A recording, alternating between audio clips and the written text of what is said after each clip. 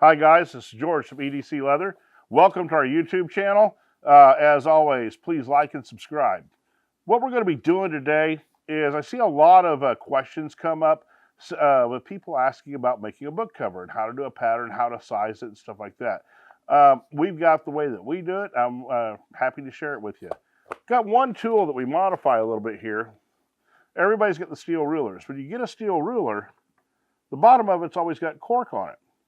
Get some nice hot water and then scrape that cork off. The cork raises your ruler up off of the paper and makes your pencil lead break or gets you one way off one way or the other, and it won't rotate when you want it to. This is nice and slick and you can maneuver it easy. Just a simple little tool hack. All right, so we got a book here, and Jake has been doing a lot of filming for the YouTube, and so he needed to have a book to write down the scenes that he was going to do and stuff like that. So we're going to make a book cover for that today. So, little line notebook, everything's all cool there. We're going to slap this down, and I'm not going to do any measuring here. Okay, I'm going to find a line, but I am going to trace around this puppy.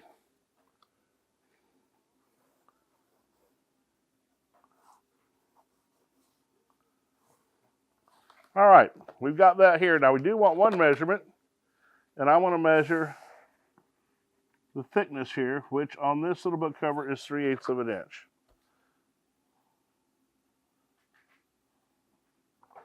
Okay, so this is what we need here.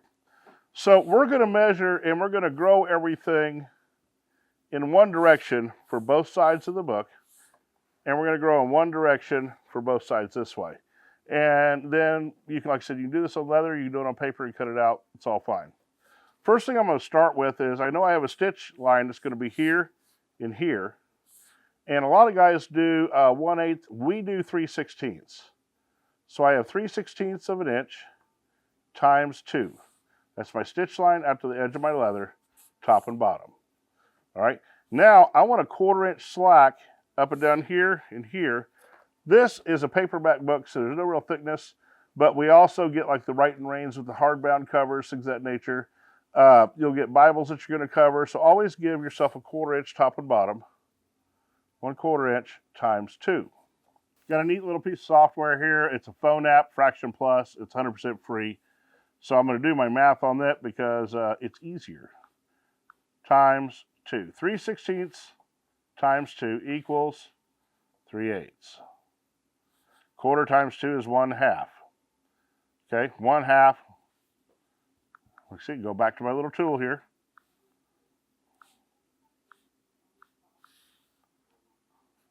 Seven-eighths of an inch that I need to go up. So let's just do that real quick.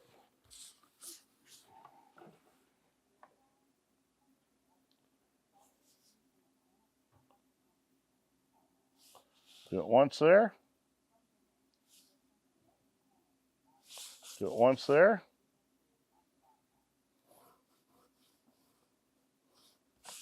There we go, 7/8 of an inch. Now, here we have to account for the thickness of the book. Okay, the fact we're going to use 6-ounce leather, that it has to turn 90 degrees here and 90 degrees here. Anytime I do those two 90-degree turns, I'm going to add the thickness of the leather in. So I'm going to do the thickness of the leather times 2. I'm using 6-ounce leather. We're going to do it times 2, so we're going to do 12 ounces added to our deal. So 12/64. Each ounce is a 1/64 of an inch. So just doing my math real quick. That's 3/16 of an inch that I'm going to add for the leather turning around. So I'm going to add 3/16 plus 3/8. That's the thickness of the book. Okay. Now I'm going to have my exact same measurements that I've got here, my 3/16 of an inch times 2 for a stitch line, and my 1/4 inch slack, 7/8. We're going to go back to our handy dandy little app. We're going to add our 3/16 for our leather thickness where it turns the corners, our spine thickness, and our stitch and edge allowance. Add those together, it's going to tell us how much to go over again. So 3/16 plus 3/8 plus 7/8 equals 1 7/16.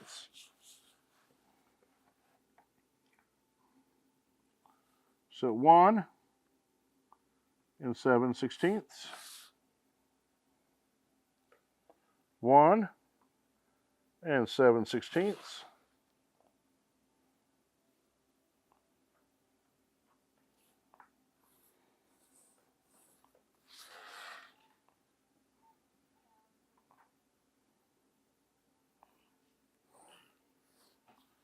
And I really don't want to have to measure anymore than I have to. So at this point, I'm going to lay my little book down right on my fold line.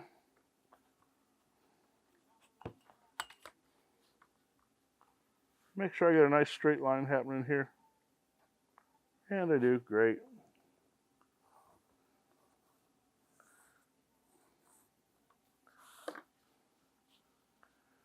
And we add it all here and all here. So we're just going to go to this edge.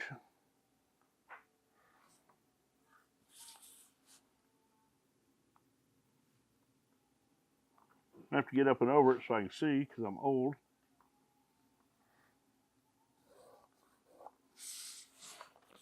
And guys, that's the size for our book cover. We're going to come in, let's see.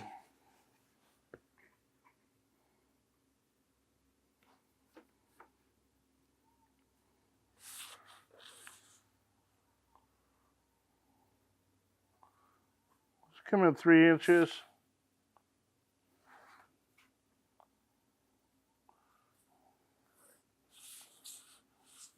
Times 2. This is going to be our slots that we're going to that the book cover will slide in. So we're going to cut 2 of these. When you cut these, don't try to cut right at the exact dimension. Cut them out here like this. There goes our compressor. Cut them out here like this.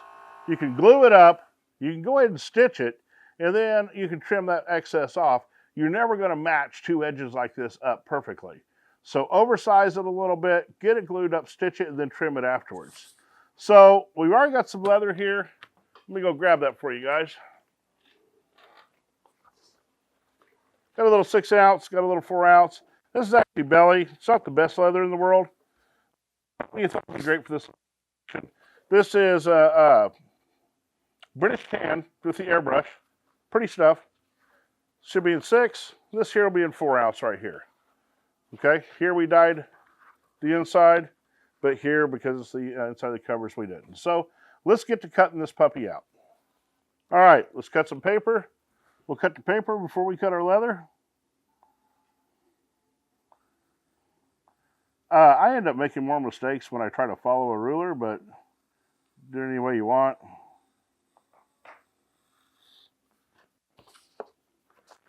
We're going to cut up a little dab of paper here.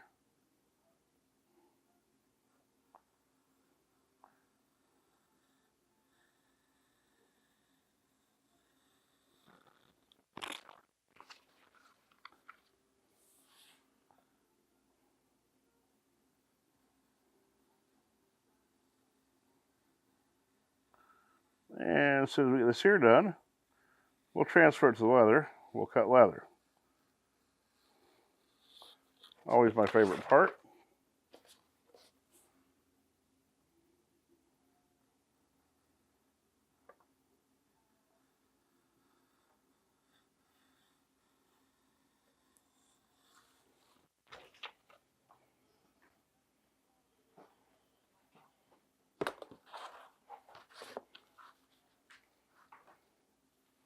Well, I'm gonna get lucky if this thing fits, ain't I? Looky there.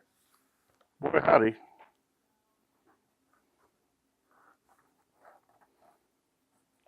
Take a pencil or pen, it really doesn't matter. Or a scratch awl. Or you can mark it by sense of smell.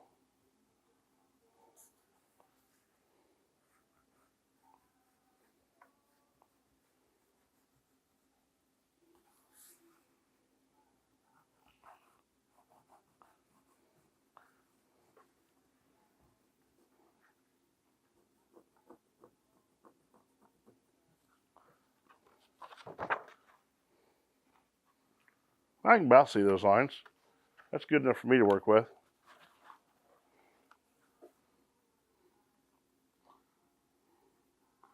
Grab the old Olfa knife, give myself a little bit more room. Everybody cuts differently. I happen to lay my finger right along the blade. I have slipped doing this. I have trimmed part of my fingerprint off.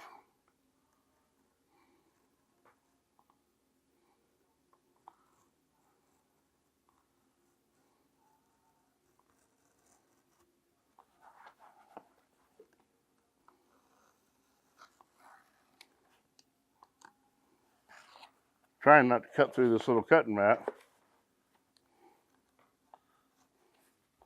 The boys don't let me cut leather very often. For some reason, they won't let me up on ladders anymore.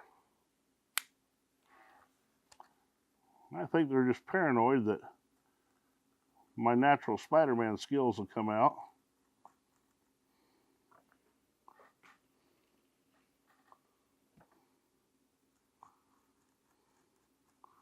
I didn't mark my line very clearly. One of these fancy lights Jake uses makes my line disappear. There we go. That is the key. Anytime you have a problem in your shop, you can always blame Jake. Works for us.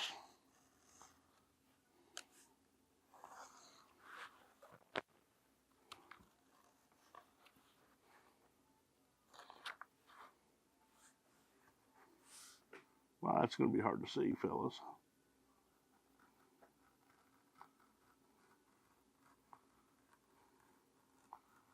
But I see a lot of people asking, what can they do with belly? Well, a cover like this doesn't need structure. So belly can be a great product for this. All right, there's the exterior of our book cover.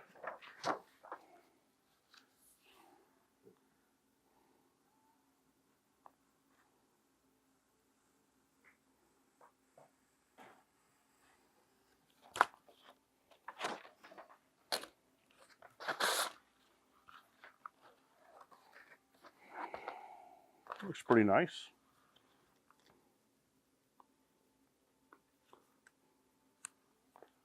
All right.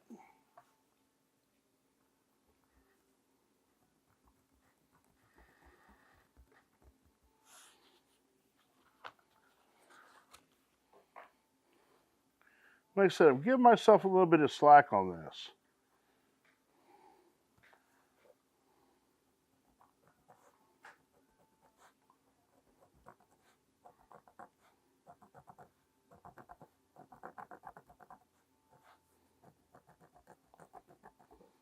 I've done better with an ink pen or a scratch awl, I think, but this will get us by.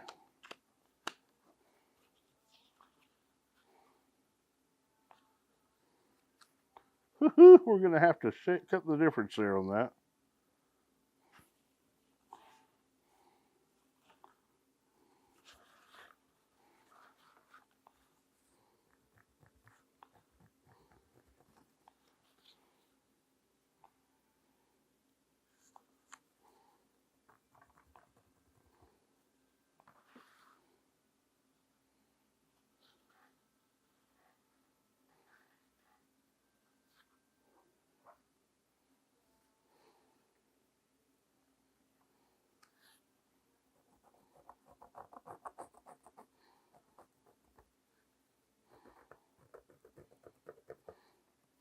Let's see how we did. If I put this here,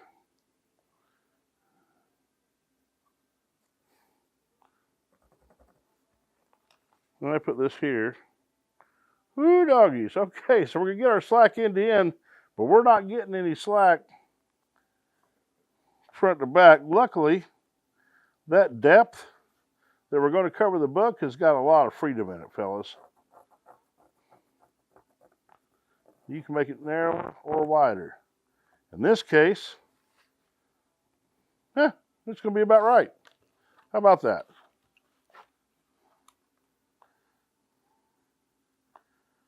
When you're buying leather, the bend is where you got to make your money.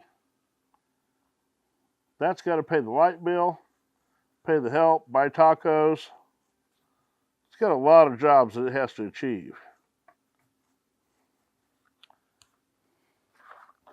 This belly leather is where your profit is. Once you've paid all your other bills off of the bend, now you can make your profit off of the belly. That leather's already paid for. All right, now Jake has got a cool little pattern. You can see we've got a little bit of room there. We hung it over to each side. We'll trim that back after we stitch it.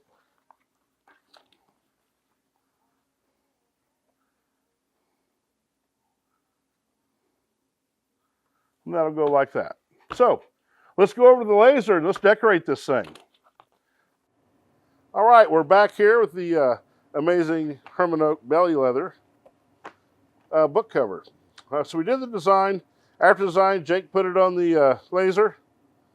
Since it's his book, he's got some thoughts on it. Since then, we've edged it, stitched in some pockets, made sure the book fit. So now it's time to do a finish. Now here, some Phoebe's Carnauba Cream. Really neat stuff. Here, one of Garrett's old t-shirts. A lot of people do this different ways, but being an old jarhead, I'm a big believer in it's wax, man. Treat it just like a pair of boots. Give myself a healthy dollop there. Start rubbing it in. Gonna need some more. You're gonna notice when you're putting it on, it's pretty loose at first. And you're just gonna keep rubbing it in. And then it's gonna start to get tight. What I mean by tight, it's gonna start to drag against your cloth. Just like waxing a pair of shoes. And I tell you what, guys, this makes your projects feel like $1,000,000. You're gonna get some transfer of dye. We buffed this and still gonna get some. All right, starting to tack up.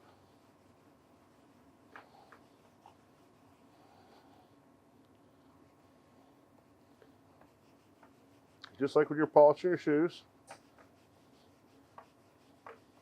We'll end up having to go back over the thread with an eraser. That'll brighten it back up.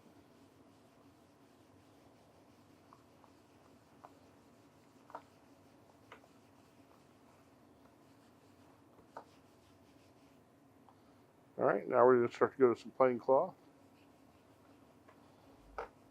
Just get a nice, mellow little shine to it.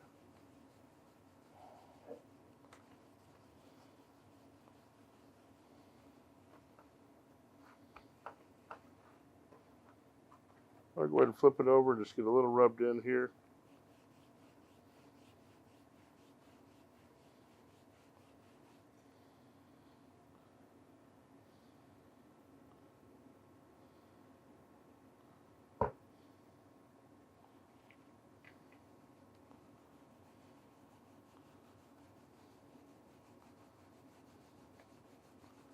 Then I'll come back and buff that here in just a second. And guys, this is just like a shoe wax. In fact, a neutral shoe wax would do great on this.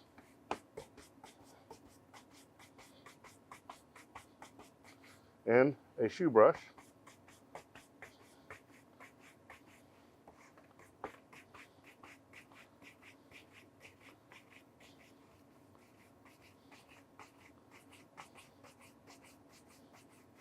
A little shine coming on.